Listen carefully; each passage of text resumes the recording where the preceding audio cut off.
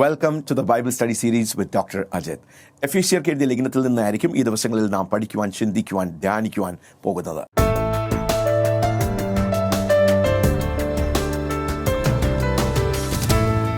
ഈ വേദപഠനം നിങ്ങളുടെ ജീവിതത്തെ ആകമാനം രൂപാന്തരപ്പെടുത്തുവാൻ ഇടയായിത്തീരും. ഒരു പച്ചപ്പുഴു എങ്ങനെ മനോഹരമായ ഒരു ചിത്രശലഭമായി രൂപാന്തരപ്പെടുന്നുവോ അങ്ങനെ തന്നെ ദൈവവചനത്തിന്റെ ഈ പഠനം നിങ്ങളുടെ ലൈഫിനെ ട്രാൻസ്ഫോം ചെയ്യുവാൻ ഇടയായിത്തീരും. This Bible study series will bless you. You will be tremendously blessed and your life will never be the same again. ക്രിസ്തുവിൽ വേരൂന്നി വളരുവാൻ, നല്ല അടിസ്ഥാനങ്ങളിൽ പണിയപ്പെടുവാൻ, ഒരു ബുദ്ധിമാനായ വ്യക്തി പാറമേൽ വീട് പണിഞ്ഞതുപോലെ, കെട്ടുറപ്പുള്ള കെട്ടിടം പോലെ, ഏത് കൊടുങ്കാറ്റുകൾ വന്നാലും പ്രതിസന്ധികൾ വന്നാലും അതിൻ്റെ മധ്യത്തിൽ പിടിച്ചു നിൽക്കുവാൻ, ഉറപ്പോടെ പിടിച്ചു നിൽക്കുവാൻ, ദൈവത്തിനു വേണ്ടി നല്ല ഫലങ്ങൾ കായ്ക്കുവാൻ, ഒരു വളരെ കോൺസെക്രേറ്റഡായി ഒരു വിശുദ്ധ ജീവിതം ജീവിച്ച് ഈ അന്ത്യകാലങ്ങളിൽ ദൈവത്തിനു വേണ്ടി വലുതായി പ്രയോജനപ്പെടുവാൻ, കർത്താവിന് എടുത്തുപയോഗിക്കുവാൻ കഴിയുന്ന ഒരു ഉപകരണമായി നിങ്ങളെ പണിഞ്ഞെടുക്കുവാൻ ഈ വേദപഠനങ്ങൾ അത് സഹായകരമായിരിക്കും. അതുകൊണ്ട് തന്നെ വളരെ പ്രാർത്ഥനയോടെ നമുക്ക് ഈ ദൈവവചനത്തിലേക്ക് പോകാം. Your life will be tremendously blessed because this is very powerful teachings which can change and revolutionize your life. You will be built and established on the foundations of Christ. You will grow deep roots in Christ so that you will not live a superficial Christian life, and you will be a person on the cutting edge.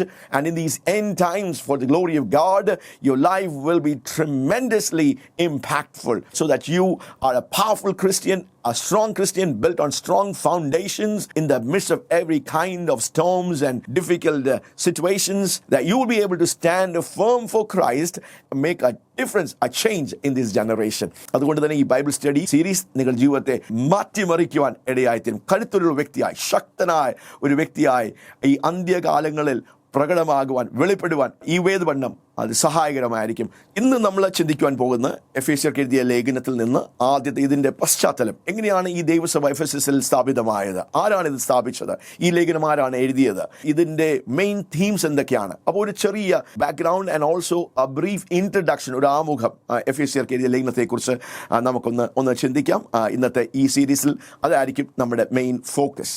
എഫേസ്യർക്ക് എഴുതിയ ലേഖനം 1-ാം അധ്യായം 1 തൊട്ട് 3 വരെയുള്ള വാക്യങ്ങളൊന്ന് വായിച്ച് ആരംഭിക്കാം. ദൈവിഷ്ടത്താൽ ക്രിസ്തുവിൻ്റെ അപ്പോസ്തലനായ പൗലോസ് എഫെസസിലുള്ള വിശുദ്ധന്മാർക്കും ക്രിസ്തു യേശുവിൽ ഉള്ള വിശ്വാസികളും ആയുള്ളവർക്ക് എഴുതുന്നത്, നമ്മുടെ പിതാവായ ദൈവത്തിങ്കിൽ നിന്നും കർത്താവായ യേശു ക്രിസ്തുവിൽ നിന്നും നിങ്ങൾക്ക് കൃപയും സമാധാനവും ഉണ്ടാകട്ടെ. സ്വർഗത്തിലെ സകല ആത്മീയ അനുഗ്രഹത്താൽ നമ്മെ ക്രിസ്തു യേശുവിൽ അനുഗ്രഹിച്ചിരിക്കുന്ന നമ്മുടെ കർത്താവായ യേശുവിൻ്റെ ദൈവവും പിതാവുമായവൻ വാഴ്ത്തപ്പെട്ടവൻ. നാം കാണുന്നത് പൗലോസ് അപ്പോസ്തലനാണ് ഈ ലേഖനം എഴുതിയിരിക്കുന്നത്. ഇത് എഫേസ്യ സഭയിലുള്ള മക്കൾക്ക് വേണ്ടിയാണ് ഈ ലേഖനം എഴുതിയിരിക്കുന്നത്. അപ്പോൾ നമ്മൾ ഇതിൻ്റെ പശ്ചാത്തലം നാം ഒന്ന് ചിന്തിക്കുവാൻ പോകുകയാണ്. We going to look at the background of how this church came into being. ഏകദേശം AD 55 പൗലോസ് അപ്പോസ്തലന്റെ രണ്ടാമത്തെ മിഷണറി യാത്രയിലാണ് ഏഷ്യ മൈനറിൽ സ്ഥിതി ചെയ്യുന്ന എഫെസസ് പട്ടണത്തിലേക്ക് പൗലോസ് അപ്പോസ്തലനെ പരിശുദ്ധാത്മാവ് ദൈവം അയക്കുന്നത്. ദൈവത്തിൻ്റെ ഒരു അംബാസിഡറായി, ദൈവത്തിൻ്റെ ഒരു പ്രതിനിധിയായി, as Christ ambassador, Paul in a second missionary journey goes into this major city of Ephesus. റോമ സാമ്രാജ്യത്തിൻ്റെ 4ാമത്തെ പ്രധാന പട്ടണമാണ് എഫെസസ് പട്ടണം. ഈ എഫെസസ് പട്ടണത്തെക്കുറിച്ച് ചില കാര്യങ്ങൾ നമുക്കൊന്ന് മനസ്സിലാക്കാം. എഫെസസ് ഒരു പ്രിൻസിപ്പൽ പോർട്ട് സിറ്റി ആയിരുന്നു, ഒരു പ്രധാന തുറമുഖമായിരുന്നു. അതുകൊണ്ട് തന്നെ വളരെ ട്രേഡ്, ബിസിനസ് നടക്കുന്ന ഒരു സെൻറ്ററാണ്. ഒത്തിരി ബാക്ക്ഗ്രൗണ്ടിൽ നിന്ന്, കൾച്ചറിൽ നിന്നൊന്ന് ഒരുമിച്ച് താമസിച്ച് ട്രേഡ് ചെയ്യുന്ന, ബിസിനസ് ചെയ്യുന്ന ഒത്തിരി ആൾക്കാർ കൂടിച്ചേർത്ത് പാർക്കുന്ന ഒരു സ്ഥലമായിരുന്നു. സമ്മിശ്രിതമായ ഒരു കൾച്ചറായിരുന്നു, സംസ്കാരമായിരുന്നു. അപ്പോൾ തന്നെ ലോകത്തിലെ 7 അത്ഭുതങ്ങളിൽ ഒരു പ്രധാന അത്ഭുതമായ ആർട്ടിമിസ് ദേവിയുടെ, ഡയാന ദേവിയുടെ മന്ദിരം സ്ഥിതി ചെയ്ത ഒരു സ്ഥലമായിരുന്നു Ephesus. Ephesus was also a place that was known as one of the 7 wonders of the world.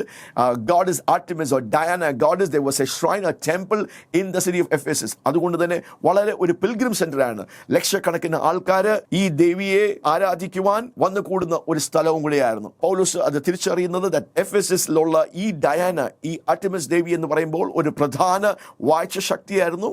എഫെസസിൽ മാത്രമല്ല, ഏഷ്യ മൈനറിനെ അടക്കി വാഴുന്ന ഒരു മേജർ പ്രിൻസിപ്പാലിറ്റി, ഒരു മേജർ സ്ട്രോങ് ഹോൾഡായി പൗലോസ് അപ്പോസ്തലൻ മനസ്സിലാക്കുകയാണ്. അതിനോടൊപ്പം തന്നെ എഫെസസിൽ വലിയ മന്ത്രവാദം, ഹൈ സ്കെയിലിൽ നടക്കുന്ന, ലാർജ് സ്കെയിലിൽ നടക്കുന്ന മന്ത്രവാദം, ആഭിചാരം, ശൂദ്രം, ഇതുപോലുള്ള സ്ഥലമായിരുന്നു എഫെസസ് പട്ടണം. Ephesus also known for high level magic, black magic, sorcery and occult, and therefore it was a dark demonic city. അതുകൊണ്ട് തന്നെ എഫെസസ് പട്ടണം എന്ന് പറയുമ്പോൾ ഒരു പ്രധാന പട്ടണമായിരുന്നു, ഒരു പൈശാചികമായ അന്ധകാരം നിറഞ്ഞ ഒരു പട്ടണമായിരുന്നു. അവിടെയുള്ള ആർട്ടിമസ് ദേവിയുടെ പ്രത്യേകത എന്ന് പറഞ്ഞാൽ she was A goddess of sex and fertility. അതുകൊണ്ട് തന്നെ ഒത്തിരി ബ്രോത്തലുകൾ, വേശ്യാലയങ്ങൾ, വേശ്യാവൃത്തികൾ നടക്കുന്ന, ഇമ്മോറലായ പൈശാചികമായ ഒത്തിരി മ്ലേച്ഛതകൾ നടക്കുന്ന പട്ടണം കൂടിയായിരുന്നു എഫെസസ് പട്ടണം. അതുകൊണ്ട് തന്നെ ദൈവം പൗലോസ് അപ്പോസ്തലനെ അങ്ങോട്ട് അയക്കുക. AD 55 പൗലോസ് അപ്പോസ്തലൻ എഫെസസിലേക്ക് വരുന്നത്.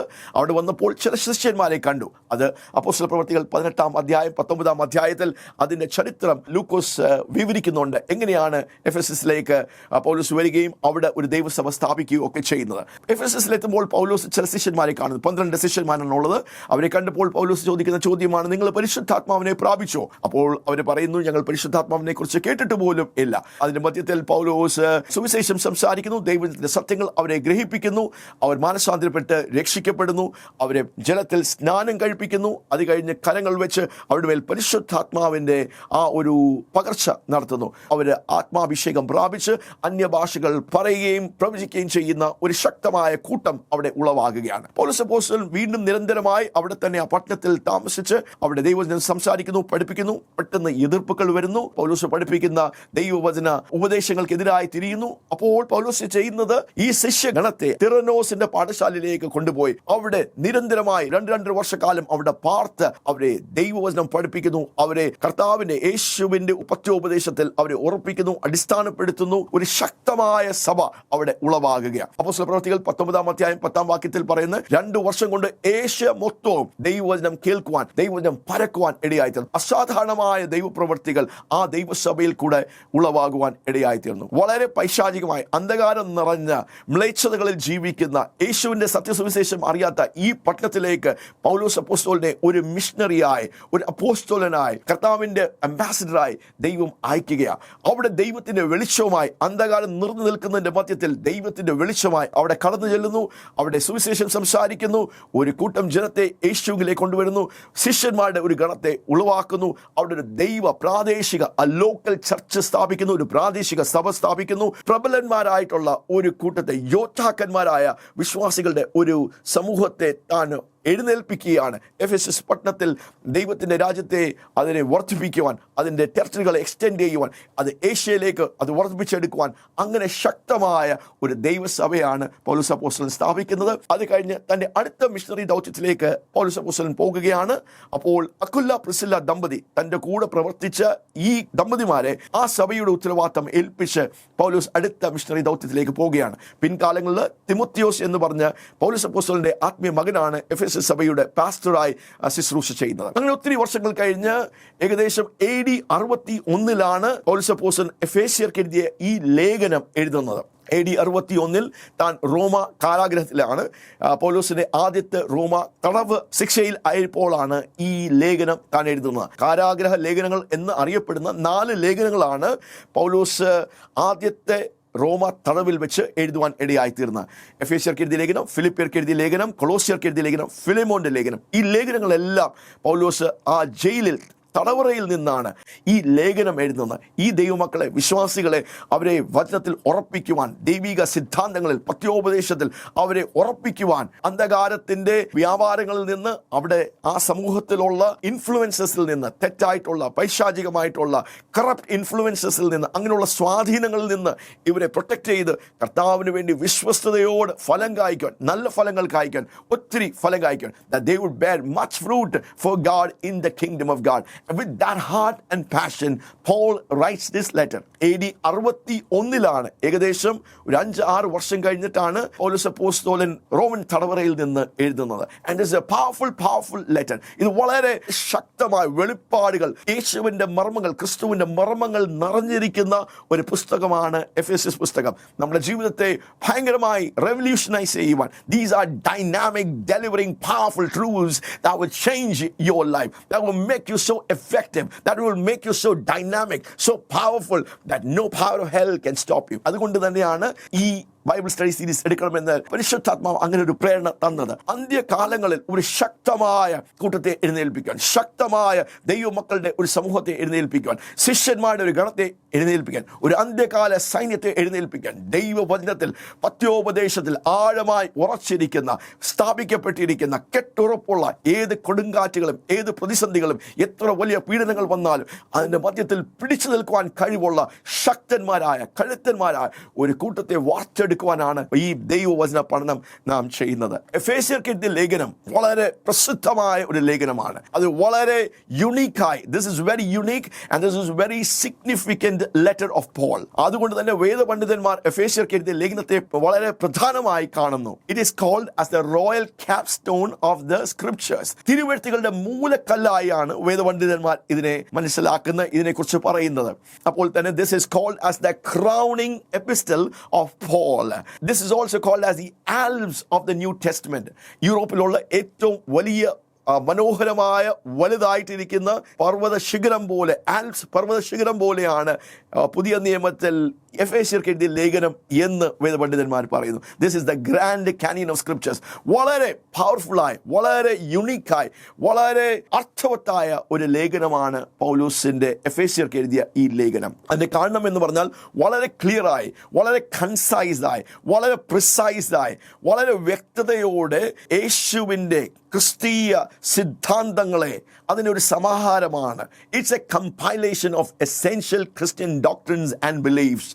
It's a compilation of Christian responsibilities, behavior and duty. It's a compilation of Christian ethics and theology. ക്രിസ്തീയ ഉപദേശങ്ങളുടെ, പത്യോപദേശങ്ങളുടെ, ഡോക്ട്രിൻസിൻ്റെ, നമ്മുടെ വിശ്വാസ പ്രമാണത്തിൻ്റെ, നമ്മുടെ ജീവിത രീതികൾ, നമ്മുടെ പ്രാക്ടിക്കൽ ക്രിസ്ത്യൻ ലൈഫിൻ്റെ, നമ്മുടെ ഉത്തരവാദിത്തങ്ങളുടെ ഒരു വലിയ സമാഹാരമാണ്. It's a compilation. അതിൻ്റെ ഒരു സംഗ്രഹിതയാണ് എഫേസ്യർക്ക് എഴുതിയ ലേഖനം. And that's why this is so very important. എഫേസ്യർക്ക് എഴുതിയ ലേഖനം നാം പഠിച്ച്, നാം മനസ്സിലാക്കി, നാം ധ്യാനിച്ച്, നാം നമ്മുടെ ഹൃദയത്തിൻ്റെ അകത്തളങ്ങളിലേക്ക് നമ്മളിതൊന്ന് സ്വീകരിച്ചാൽ പിന്നെ നമുക്ക് ഉപരിതലത്തിൽ ജീവിക്കുവാൻ കഴിയുകയില്ല. നമുക്ക് സാധാരണമായി ജീവിക്കാൻ കഴിയുകയില്ല. നാം ദൈവത്തിനു വേണ്ടി പ്രയോജനപ്പെടുന്ന, അധികം ഫലം കായ്ക്കുന്ന, സ്തോത്രം, ഒരു വ്യക്തിയായിത്തീരും, ഒരു സഭയായിത്തീരും, ഒരു സമൂഹമായിത്തീരും. എഫേസ്യർക്ക് എഴുതിയ ലേഖനത്തിൽ ഒത്തിരി തീംസ് കവർ ചെയ്തിരിക്കുന്നു. അതുകൊണ്ടാണ് വേദപണ്ഡിതന്മാർ അതിനെ അങ്ങനെ വിശേഷിപ്പിക്കുവാൻ ഇടയായി തീർന്നത്. Major themes that are touched in the book of Ephesians. രക്ഷയെക്കുറിച്ച്, എങ്ങനെയാണ് നാം രക്ഷിക്കപ്പെടുന്നത്, കൃപയാൽ വിശ്വാസം മൂലം നാം രക്ഷിക്കപ്പെട്ടിരിക്കുന്നു എന്ന് പൗലോസ് അപ്പോസ്തലൻ പറയുന്നു.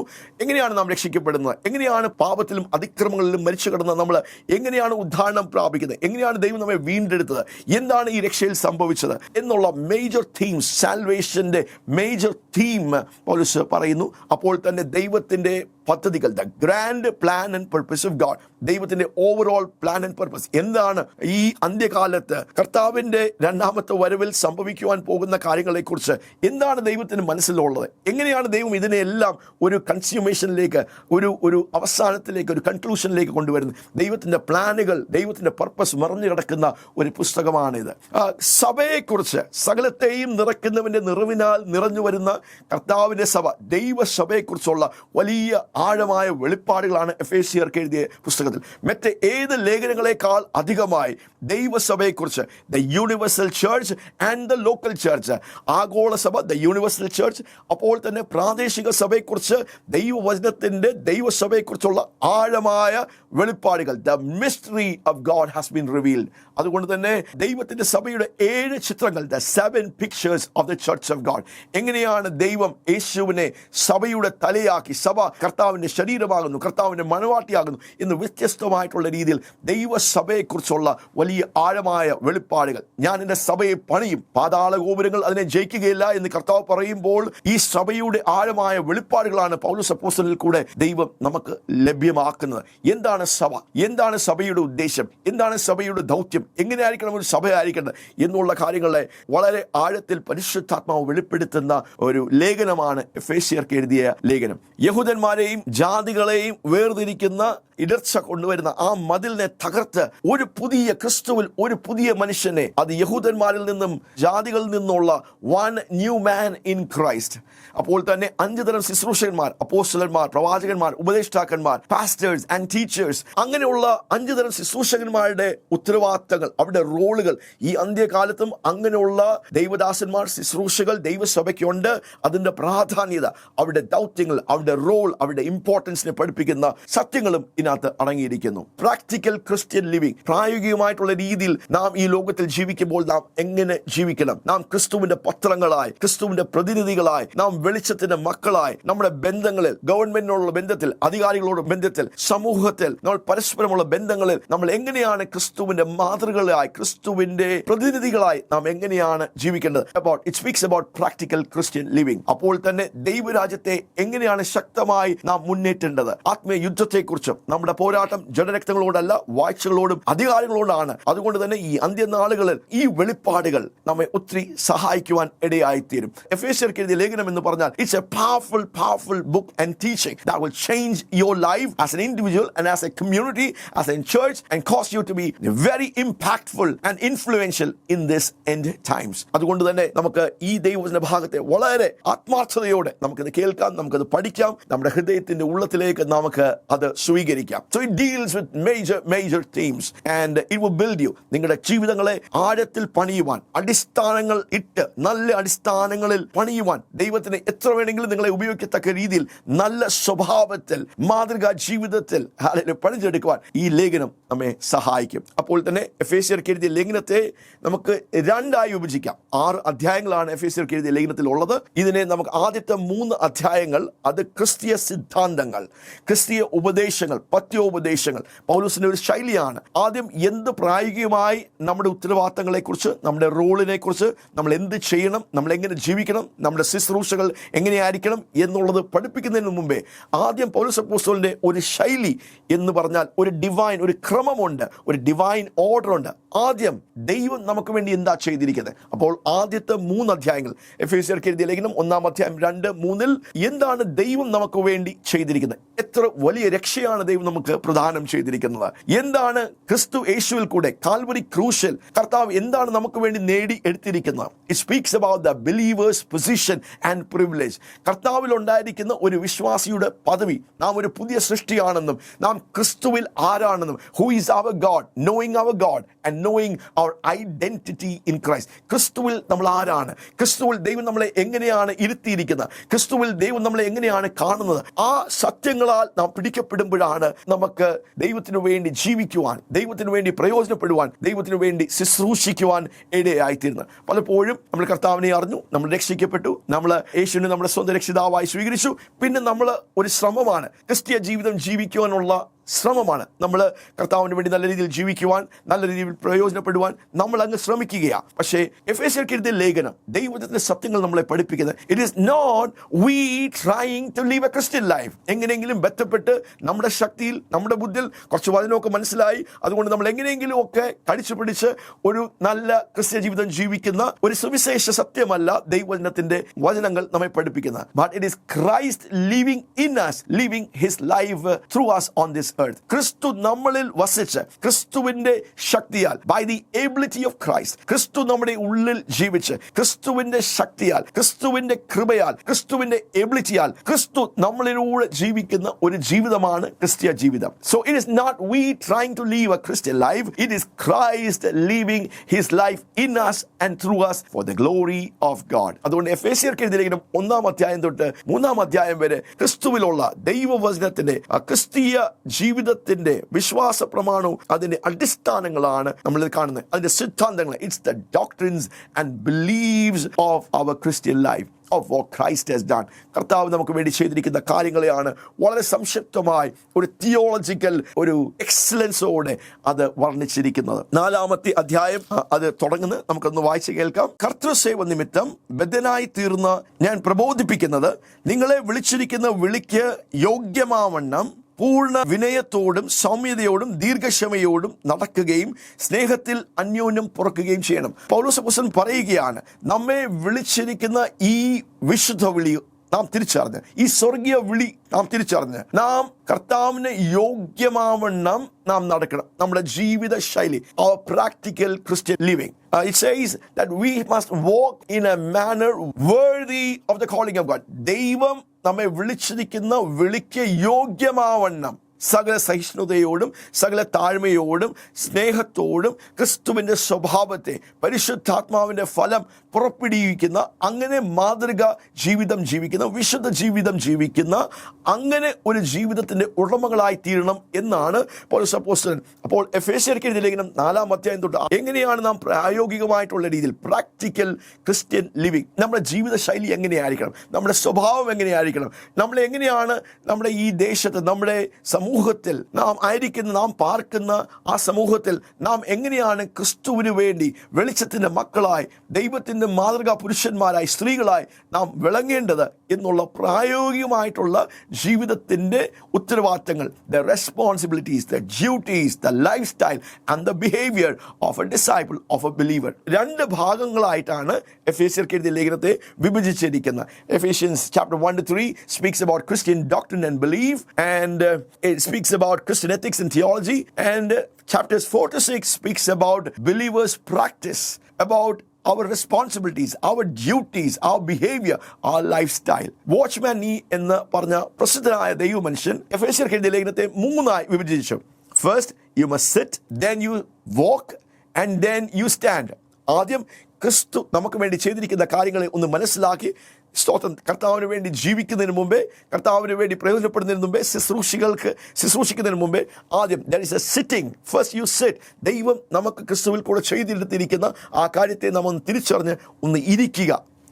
First you sit. ദെൻ കർത്താവ് നമുക്ക് ചെയ്തിരിക്കുന്ന ആ കാര്യങ്ങളെ തിരിച്ചറിഞ്ഞ്, ആ വെളിപ്പാടുകളെ നാം മനസ്സിലാക്കി, പിന്നെ നാം ക്രിസ്തുവിൽ നടക്കുവാൻ ആരംഭിക്കുന്നു. ഒരു മാതൃകാ ജീവിതം, ഒരു വിശുദ്ധ ജീവിതം, ദൈവത്തിൻ്റെ സ്വഭാവമുള്ളവരായി ഒരു walking in Christ. You walk in a manner worthy of the Lord. 3ാമത് സ്റ്റാൻഡ്. നാം ജീവിക്കുന്ന ഈ ലോകം 2 പ്രധാന രാജ്യങ്ങളാണ്, ദൈവരാജ്യവും അന്ധകാരത്തിൻ്റെ രാജ്യം. അതുകൊണ്ട് അന്ധകാരത്തിൻ്റെ രാജ്യത്തിൽ ഉള്ള വ്യാപാരങ്ങൾ, അന്ധകാരത്തിൻ്റെ രാജ്യത്തിലുള്ള പിശാചും പൈശാചിക ആ സമ്മർദ്ദങ്ങൾക്ക്, വാഴ്ചകൾക്കും അധികാരങ്ങൾക്കും, നമ്മുടെ പോരാട്ടം ജഡരക്തങ്ങളോടല്ല, വാഴ്ചകളോടും അധികാരങ്ങളോടാണ്. അതുകൊണ്ട് തന്നെ പൈശാചികമായി വരുന്ന എല്ലാ അറ്റാക്സും, എല്ലാ ആക്രമണങ്ങൾക്കും എതിരായി വളരെ ശക്തിയോടെ, കരുത്തോടെ ദുർദിവസത്തിൽ നാം ഉറച്ചു നിൽക്കുവാൻ കർത്താവിൻ്റെ സർവായുധ വർഗം ധരിച്ചുകൊള്ളുവാനുള്ള ആ ഭാഗങ്ങൾ. So you sit, then you walk, and then you stand against the powers of hell, advancing and extending God's kingdom. എഫേസ്യർക്ക് എഴുതിയ ലേഖനം 1-ാം അധ്യായം 1-3 വരെയുള്ള പെട്ടെന്ന് വീണ്ടും നമുക്ക് ചില കാര്യങ്ങളൊന്നും ചിന്തിക്കാം. ദൈവ ഇഷ്ടത്താൽ ക്രിസ്തുയേശുവിന്റെ അപ്പോസ്തലനായ പൗലോസ് എഴുതുന്നു. അപ്പോൾ ഈ ലേഖനം എഴുതിയിരിക്കുന്നത് പൗലോസ് അപ്പോസ്തലനാണ്. പൗലോസ് അപ്പോസ്തലൻ പറയുക, ദൈവഹിതത്താൽ യേശുവിന്റെ, കർത്താവിന്റെ അപ്പോസ്തലനായ പൗലോസ്. അപ്പോൾ പൗലോസ് തന്റെ വിളി തിരിച്ചറിയുന്നു. താൻ ആരാണെന്നും എങ്ങനെയാണെന്നും താൻ ശുശ്രൂഷയിലേക്ക് വന്നത് ദൈവ ഇഷ്ടത്താൽ, ഞാൻ എൻ്റെ സ്വന്തം ഇഷ്ടത്താൽ, എൻ്റെ സ്വന്തം ആഗ്രഹത്താൽ, എനിക്ക് അങ്ങനെ ഒരു സ്വപ്നമുള്ളത് കൊണ്ട് അല്ല, ദൈവ ഇഷ്ടത്താൽ, by the will of God. Paul was someone who knew that God had called him, that it was the will of God for him to be an apostle of Christ. ദൈവ ഇഷ്ടത്താൽ, ദൈവഹിതത്താൽ തന്റെ വിളിയെക്കുറിച്ച് ഉറപ്പുള്ളവനായിരുന്നു പൗലോസ്. തന്നെ ദൈവമാണ് വിളിച്ചിരിക്കുന്നത്, ശുശ്രൂഷയ്ക്ക് വേണ്ടി ആക്കിയിരിക്കുന്നത്, ദൈവസഭയുടെ ഉത്തരവാദിത്തം ഏൽപ്പിച്ചിരിക്കുന്ന, ഒരു അപ്പോസ്തലനായി ദൈവം തിരഞ്ഞെടുത്ത് ദൈവം അധികാരപ്പെടുത്തിയിരിക്കുന്നത് എന്നുള്ള വലിയ ബോധ്യമുള്ളൊരു മനുഷ്യനായിരുന്നു അപ്പോസ്തലനായ പൗലോസ്. താൻ തന്റെ വിളിയെക്കുറിച്ച് പറയുന്നത്, അപ്പോസ്തലനായി അനേക ശുശ്രൂഷകളുണ്ട്, അപ്പോസ്തലന്മാരുണ്ട്, പ്രവാചകന്മാരുണ്ട്, ഉപദേഷ്ടാക്കന്മാരുണ്ട്, പാസ്റ്റേഴ്സ് ഉണ്ട്, ടീച്ചേഴ്സ്. തൻ്റെ വിളി എന്താണ്? Who am I called to be? What is my calling? അതിനെക്കുറിച്ച് വളരെ ബോധ്യമുള്ള ഒരു ദൈവമനുഷ്യൻ കർത്താവിൻ്റെ അപ്പോസ്തലനായ പൗലോസ്. Paul was very very clear. പൗലോസിന് വളരെ വ്യക്തമായിരുന്നു, ദൈവഹിതത്താൽ ദൈവമാണ് എന്നെ ശുശ്രൂഷയ്ക്ക് വേണ്ടി വിളിച്ചിരിക്കുന്നത്, ഞാൻ ദൈവസഭകൾക്ക് വേണ്ടി ഒരു അപ്പോസ്തലനാണ് എന്നുള്ളൊരു ബോധ്യം. പിന്നെ പറയുന്നത്, എഫേസസിൽ താമസിക്കുന്ന വിശുദ്ധന്മാർക്കും വിശ്വാസികൾക്കും എഴുതുന്നത്. അപ്പോൾ 2 കാര്യങ്ങളാണ് അവിടെ പറയുന്നത്. നാം മനസ്സിലാക്കിയതുപോലെ അവിടെയുള്ള ഒരു സമ്മിശ്രിത എന്ന് പറയുമ്പോൾ വ്യത്യസ്തമായിട്ടുള്ള കൾച്ചറൽ സംസ്കാരങ്ങളിൽ നിന്ന് കൂടി പാർക്കുന്ന അവിശ്വാസികളാണ്, ജാതിക പശ്ചാത്തലത്തിൽ നിന്നാണ്. കുറച്ചുപേർ യഹൂദന്മാരുണ്ടെങ്കിലും ഭൂരിഭാഗം ആൾക്കാരും ജാതിക പശ്ചാത്തലത്തിൽ നിന്നുള്ളവരാണ്. അപ്പോൾ അവിടെ മധ്യത്തിൽ പൗലോസ് സുവിശേഷം സംസാരിക്കുന്നു, കർത്താവിൻ്റെ വചനം പറയുന്നു, ആ സുവിശേഷം കേട്ട് ജനം രക്ഷിക്കപ്പെടുന്നു. അപ്പോൾ ജാതിക പശ്ചാത്തലത്തിൽ നിന്ന് ഭൂരിഭാഗം ആൾക്കാർ ജാതിക പശ്ചാത്തലത്തിൽ നിന്ന് യേശുവിനെ സ്വന്തം രക്ഷിതാവും കർത്താവുമായി സ്വീകരിച്ചു, രക്ഷിക്കപ്പെട്ട് വിശ്വാസികളായി തീരുന്ന ഒരു സഭാകൂട്ടമാണ് എഫേസ്യ സഭയിലുള്ളത്. ജാതികളിൽ നിന്ന് പ്രധാനമായി യഹൂദന്മാരിൽ നിന്നും രക്ഷിക്കപ്പെട്ടവരുണ്ട്. അപ്പോൾ രണ്ട് കൂട്ടത്തിലുമുള്ള ആൾക്കാർ അവിടെ ഉണ്ട്. അപ്പോൾ ഇവിടെ എടുത്തു പറയുന്നത് എഫേസസിലുള്ള വിശുദ്ധന്മാർക്കും, ഇംഗ്ലീഷിൽ to the saints who are at Ephesus, to the holy ones who are at Ephesus, and to the faithful in Christ Jesus. രണ്ട് പദപ്രയോഗമാണ് അവിടെ ഉപയോഗിച്ചിരിക്കുന്നത്. യേശുവിൽ വിശ്വസിച്ചിരിക്കുന്ന പുതിയ സൃഷ്ടികളായി തീർന്ന വിശ്വാസികളായിരിക്കുന്നവർക്ക് രണ്ട് പദപ്രയോഗങ്ങൾ. ഒന്ന്, യേശുവിൽ ക്രിസ്തുവിൽ വിശുദ്ധന്മാർക്ക്, എഫേസസിൽ പാർക്കുന്ന വിശുദ്ധന്മാർക്ക്. രണ്ട്, വിശ്വസ്തന്മാർക്ക്. വിശുദ്ധന്മാർക്കും വിശ്വാസികൾ എന്നാണ് മലയാളത്തിൽ പറഞ്ഞിരിക്കുന്നത്, പക്ഷേ മൂലഭാഷയിൽ വിശ്വസ്തന്മാർക്ക്, വിശുദ്ധന്മാർക്കും വിശ്വസ്തന്മാർക്കും. അപ്പോൾ വിശ്വാസികളെ കുറിച്ച് ദൈവത്തിന്റെ കാഴ്ചപ്പാട്, ആ വെളിപ്പാട്, പൗലോസിന്റെ ഹൃദയത്തിൽ പരിശുദ്ധാത്മാവ് കൊടുത്ത വെളിപ്പാടെന്ന് കണ്ടേ. നാം പാപികളല്ല, പാപികളായിരുന്നു. സുവിശേഷത്തിന്റെ സത്യവചനം കേട്ടു, നാം മാനസാന്തരപ്പെട്ടു, യേശുവിനെ സ്വന്തം രക്ഷിതാവും കർത്താവുമായി നാം വീണ്ടും ജനിച്ചു. അപ്പോൾ ദൈവം നമുക്ക് തരുന്ന ഒരു പുതിയ ടൈറ്റിൽ ഉണ്ട്, ഒരു title. Our title is not a sinner. ഈ നാം പാപികളല്ല, നാം യേശുവിനെ രക്ഷിതാവായി സ്വീകരിച്ച് പുതിയ സൃഷ്ടികളായി നാം വീണ്ടും ജനിക്കുമ്പോൾ നമ്മുടെ പൊസിഷൻ മാറി. അവർ പൊസിഷൻ ഹാസ് ചേഞ്ച്, നമ്മുടെ ടൈറ്റിൽ മാറി. പിന്നെ ദൈവം നമ്മളെ കാണുന്നത് എങ്ങനെയാ, ദൈവം നമ്മളെ വിളിക്കുന്നത് എങ്ങനെയാണ്, ദൈവം നമ്മളോട് ഇടപെടുന്നത് എങ്ങനെയാണ്? ക്രിസ്തുവിൽ വിശുദ്ധന്മാരായി. നമുക്കറിയാം, നമ്മുടെ ഇപ്പോഴത്തെ ഈ സമൂഹത്തിൽ നമ്മൾ വിശുദ്ധന്മാരെന്ന് പറയുമ്പോൾ പുണ്യാളന്മാർ അല്ലെങ്കിൽ ഒരു കാറ്റഗറിയിലുള്ള ആൾക്കാരെ മാത്രമേ നമ്മൾ വിശുദ്ധ പൗലോസ്ലീഹ, വിശുദ്ധ അന്ത്രയോസ് അല്ലെങ്കിൽ വിശുദ്ധ ഗ്രിഗോറിയോ എന്ന് പറഞ്ഞ ചില ആൾക്കാർ വിശുദ്ധന്മാരാണ്. പക്ഷെ ദൈവവചനത്തിന്റെ ഈ സത്യങ്ങൾ നമ്മെ പഠിപ്പിക്കുന്നത് യേശുവിനെ സ്വന്തം രക്ഷിതാവും കർത്താവുമായി സ്വീകരിച്ചിരിക്കുന്ന എല്ലാവരും, എല്ലാ വിശ്വാസികളും, വീണ്ടും ജനിച്ചിരിക്കുന്ന രക്ഷിക്കപ്പെട്ട എല്ലാവരും ക്രിസ്തുവിൽ, യേശുവിൽ വിശുദ്ധന്മാരാണ്. നമുക്ക് അങ്ങനെ ഒരു ടൈറ്റിലാണ് ദൈവം തന്നിരിക്കുന്നത്, അങ്ങനെ ഒരു പദവിയാണ്, അങ്ങനെ ഒരു വലിയ ദൈവ പ്രവൃത്തിയാണ് ഈ രക്ഷയിൽ നമുക്ക് സംഭവിച്ചിരിക്കുന്നത്. So we are not sinners, we are not even saved sinners. രക്ഷിക്കപ്പെട്ട പാപികൾ എന്നുമല്ല നമ്മെ വിളിക്കുന്നത്. ദൈവം നമ്മെ വിളിക്കുന്നത് ക്രിസ്തു യേശുവിൽ വിശുദ്ധന്മാർക്ക്. We are saints, we are holy ones. Our position has changed, our title has changed. We are not saved sinners, we are saints in Christ Jesus. ആദ്യത്തെ പ്രയോഗം.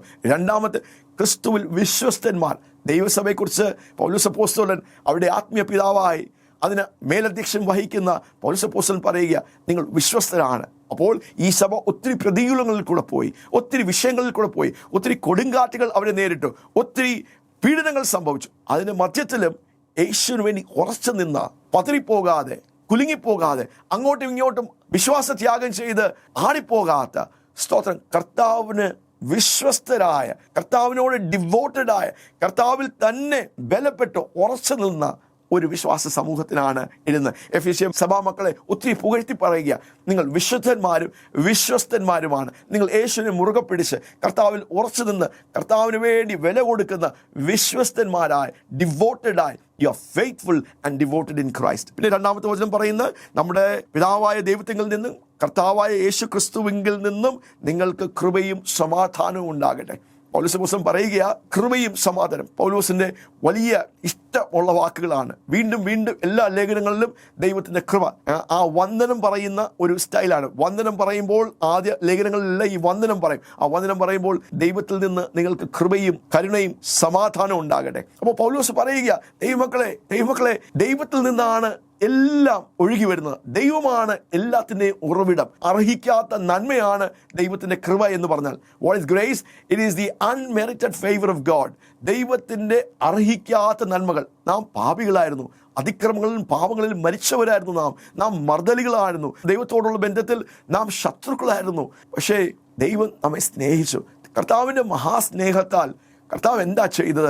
കർത്താവ് യോഗ്യതയില്ലാത്ത, ഒരു യോഗ്യതയുമില്ലാത്ത അങ്ങനെയുള്ള നമ്മളെ തൻ്റെ കൃപയാൽ, അതുകൊണ്ടാണ് അതിനെ അർഹിക്കാത്ത നന്മ എന്ന് കൃപയെ പറയുന്നത്. അപ്പോൾ പൗലോസ് അപ്പോസ്തലൻ പറയുക, ദൈവത്തിൽ നിന്ന് കൃപയും, ദൈവത്തിൽ നിന്ന് സമാധാനവും, ദൈവത്തിൽ നിന്ന് സന്തോഷവും, ദൈവത്തിൽ നിന്ന് നിത്യജീവനും, ദൈവത്തിൽ നിന്ന് എല്ലാ ആത്മീയ അനുഗ്രഹങ്ങളും ഒഴുകി വരുന്നു. So God is the source of all our blessings, grace and peace be to you എന്ന് പറയുന്നത്. ദൈവമാണ് സകലത്തിൻ്റെയും ഉറവിടം. അതുകൊണ്ട് തന്നെ ക്രിസ്തു യേശുവിൽ നാം ആയിത്തീരുമ്പോൾ ദൈവത്തിൻ്റെ കൃപ, ദൈവത്തിൻ്റെ സമാധാനം, ദൈവത്തിൻ്റെ സന്തോഷം, നിത്യജീവൻ്റെ അനുഗ്രഹം, എല്ലാ അനുഗ്രഹങ്ങളും നമ്മളിലേക്ക് ഒഴുകി വരും എന്നാണ് പൗലോസ് അപ്പോസ്തലൻ പറയുന്നത്. മൂന്നാമത്തെ വാക്യം പറയുന്നത്, സ്വർഗത്തിലെ സകല ആത്മീയ അനുഗ്രഹത്താലും ക്രിസ്തുവിൽ അനുഗ്രഹിച്ച നമ്മുടെ കർത്താവായ യേശു ക്രിസ്തുവിൻ്റെ ദൈവവും പിതാവുമായവൻ വാഴ്ത്തപ്പെട്ടവൻ. പൗലോസ് അങ്ങ് സന്തോഷിക്കുക, തൻ്റെ ഹൃദയം സന്തോഷം കൊണ്ടങ്ങ് നിറയുക, താൻ സ്തുതിക്കുക, ദൈവമേ ദൈവമേ അങ്ങ് എത്ര വലിയവനാ, വാഴ്ത്തുക, പുകഴ്ത്തുക, നന്ദി പറയുക. ഈ പുഴുക്കളായ ഒരു യോഗ്യതയുമില്ലാതെ പാപത്തിന്റെ ചേറ്റിൽ കിടന്ന ഞങ്ങളെ, അതിക്രമങ്ങളിലും പാപങ്ങളിൽ മരിച്ച ഇരുന്ന ഞങ്ങളെ, കർത്താവേ അങ്ങ് ഞങ്ങളെ അനുഗ്രഹിച്ച അനുഗ്രഹങ്ങൾ ഓർക്കുമ്പോൾ, അപ്പോൾ പൗലോസ് അപ്പോസ്തലന്റെ ഹൃദയത്തിൽ, മനസ്സിൽ ക്രിസ്തുവിൽ, യേശുവിൽ, ആ പദപ്രയോഗം പൗലോസിന്റെ ഒരു ഉപയോഗമാണ്. ഇൻ ക്രൈസ്റ്റ്, ക്രിസ്തുവിൽ, ക്രിസ്തുവിനോട് കൂടെ, ഇൻ യൂണിയൻ വിത്ത് ക്രൈസ്റ്റ്, ക്രിസ്തുവിൽ ദൈവം നമ്മെ അനുഗ്രഹിച്ചിരിക്കുന്ന അനുഗ്രഹങ്ങളുടെ ആഴം, ആ വെളിപ്പാടുകളാണ് തുടർന്നുള്ള വാക്യങ്ങളിൽ പൗലോസ് പങ്കുവെക്കുന്നത്. എന്താണ് ഈ അനുഗ്രഹങ്ങൾ, എങ്ങനെയാണ് ദൈവം ക്രിസ്തുവിൽ നമ്മെ അനുഗ്രഹിച്ചിരിക്കുന്നത് എന്നുള്ള കാര്യങ്ങളെക്കുറിച്ചാണ് താഴെയുള്ള വാക്യങ്ങളിൽ അവിടെ വെളിപ്പെടുത്തിയിരിക്കുന്നത്. പൗലോസിന്റെ ഹൃദയം നന്ദി കൊണ്ടങ്ങ് നിറയുക. And he is saying, blessed be the God and Father of our Lord Jesus Christ, who has blessed us with all spiritual blessings. നമ്മെ ക്രിസ്തുവിൽ സ്വർഗത്തിലെ സകല ആത്മീയ അനുഗ്രഹത്താൽ നമ്മെ നിറച്ച ദൈവത്തിന് നന്ദി. പൗലോസിന്റെ ഹൃദയം സന്തോഷിക്കുക, കർത്താവേ അങ്ങ് എത്ര നല്ലവനാ, അങ്ങ് എത്ര വല്ലഭനാ, അങ്ങ് ഞങ്ങളെ അനുഗ്രഹിച്ച അനുഗ്രഹങ്ങളുടെ ആഴം, വെളിപ്പാടുകൾ ഞങ്ങളൊന്ന് ഗ്രഹിച്ചാൽ. പൗലോസ് അപ്പോസ്തലന്റെ ഹൃദയം ഇതാണ്. എഫെസസിലുള്ള ദൈവമക്കൾ ഇത് തിരിച്ചറിയണം, അവരുടെ ആത്മീയ കണ്ണുകൾ തുറക്കണം, അവർ ഈ കാര്യങ്ങൾ ഗ്രഹിക്കണം, അവർ ക്രിസ്തുവിൽ ആരാണെന്ന് തിരിച്ചറിയണം, എന്താണ് ദൈവം അവർക്ക് വേണ്ടി ചെയ്തിരിക്കുന്നത് എന്ന് മനസ്സിലാക്കണം. സ്വർഗത്തിലെ സകല ആത്മീയ അനുഗ്രഹത്താലും നമ്മെ അനുഗ്രഹിക്കാൻ പോകുന്നു എന്നല്ല, നമ്മെ അനുഗ്രഹിച്ചിരിക്കുന്ന ദൈവം വാഴ്ത്തപ്പെട്ടവൻ. We have been blessed. We have already been blessed with all the blessings in Christ Jesus. വലിയ വെളിപ്പാടുകളാണ്, വലിയ ദൈവവചനത്തിന്റെ മർമ്മങ്ങളാണ്, വലിയ മിസ്റ്ററീസ് ആണ് ഈ ലേഖനത്തിൽ മറഞ്ഞു കിടക്കുന്നത്. വരും ദിവസങ്ങളിൽ നമുക്കിതിൻ്റെ ആഴങ്ങളിലേക്കൊന്ന് ഇറങ്ങണം, നമുക്കത് പഠിക്കണം, നമുക്കത് ഗ്രഹിക്കണം. നമ്മുടെ ഹൃദയത്തിൻ്റെ ആഴങ്ങളിലേക്ക് ഇതൊന്ന് പതിയട്ടെ. ഈ വചനം കേൾക്കുമ്പോൾ പരിശുദ്ധാത്മാവ് നിങ്ങളുടെ ഹൃദയങ്ങളിൽ എഴുതുവാനിടയായി തീരും. You will be a powerful dynamic Christian and you will be unstoppable in the kingdom of God. ആർക്കും നിങ്ങളെ നിർത്തുവാൻ കഴിയാത്ത, you will be an unstoppable person because നിങ്ങൾ ദൈവവചനത്തിൻ്റെ സത്യങ്ങളാൽ പണിയപ്പെട്ട ഒരു വ്യക്തിയാണ്. നിങ്ങളുടെ ഹൃദയം ദൈവവചനത്താൽ പിടിക്കപ്പെട്ടിരിക്കുന്ന, അതിൽ പണിയപ്പെട്ട, അതിൽ ഉറച്ചിരിക്കുന്ന ഒരു വ്യക്തിയായി നിങ്ങൾ വിളങ്ങുവാൻ ഇടയായിത്തീരും. പൗലോസ് അപ്പോസ്തലൻ പറയുന്നത്, നീ നാം അനുഗ്രഹിക്കപ്പെടുവാൻ പോകുന്നു എന്നല്ല, ദൈവം നമ്മെ അനുഗ്രഹിച്ചിരിക്കുകയാണ്. ഭൂമിയിലുള്ള സകല അനുഗ്രഹങ്ങളാലും, പരിശുദ്ധാത്മാവിന് നൽകുവാൻ കഴിയുന്ന സകല അനുഗ്രഹങ്ങളാലും, സ്വർഗത്തിലെ സകല അനുഗ്രഹങ്ങളാലും ദൈവം നമ്മെ അനുഗ്രഹിച്ചിരിക്കുന്നു. അത് കഴിഞ്ഞ് 7 അനുഗ്രഹങ്ങളെ എണ്ണി പറയുക. ഇങ്ങനെയാണ് ദൈവം നമ്മെ ക്രിസ്തു യേശുവിൽ in Christ, this is the way that God has blessed, and he unveils 7 blessings that we have in Christ. എഫെസ്യർക്ക് എഴുതിയ ലേഖനം 4-ാം വാക്യം തൊട്ട് 14-ാം വാക്യം വരെ നമ്മൾ പഠിക്കുമ്പോൾ 7 അനുഗ്രഹം, നമ്മെ അനുഗ്രഹിച്ചിരിക്കുന്ന അനുഗ്രഹങ്ങൾ എന്ന് പറയുമ്പോൾ ജസ്റ്റ് ബ്ലാങ്ക് ആയിട്ട് എന്തെങ്കിലുമൊക്കെ അങ്ങ് പറയുക എന്നല്ല, വളരെ എണ്ണി 7 അനുഗ്രഹം, 7 spiritual blessings that we have in Christ. അപ്പോൾ അടുത്ത സീരീസിൽ നമ്മൾ അതായിരിക്കും നമ്മുടെ ഫോക്കസ്. എങ്ങനെയാണ് കർത്താവ് നമ്മളെ അനുഗ്രഹിച്ചിരിക്കുന്നത്, എന്തൊക്കെയാണ് ഈ അനുഗ്രഹങ്ങൾ, അത് ഒരു കംപ്ലീറ്റ് ലിസ്റ്റ് അല്ല, പക്ഷേ 7 പ്രധാനപ്പെട്ട ഫൗണ്ടേഷണൽ അടിസ്ഥാനപരമായിട്ടുള്ള അനുഗ്രഹങ്ങളെക്കുറിച്ച് വിവരിച്ച് പറയുന്ന ഭാഗങ്ങളാണ്. ഈ വചനം നിങ്ങൾ വീണ്ടും കേൾക്കണം. നിങ്ങളുടെ ഹൃദയത്തിൻ്റെ ഉള്ളത്തിൽ സ്തോത്രം ഒരു വെളിച്ചം, ഒരു വെളിപ്പാട് വരുന്നത് പോലെ ഈ വചനം നിങ്ങൾ സ്വീകരിക്കണം. ആൻഡ് ഈ ബൈബിൾ സ്റ്റഡി സീരീസ് നിങ്ങളുടെ ലൈഫിനെ ട്രാൻസ്ഫോം ചെയ്യും. ഈ വേദപഠനം നിങ്ങളുടെ ജീവിതത്തെ ആകമാനം മാറ്റിമറിക്കും. And you will come out as a cutting edge person. ദൈവത്തിന് വേണ്ടി വളരെ പ്രയോജനപ്പെടുന്ന, വളരെ ഉപയോഗിക്കപ്പെടുന്ന ഒരു വ്യക്തിയായി നിങ്ങൾ രൂപാന്തരപ്പെടുവാൻ ഇടയായിത്തീരും. God bless you.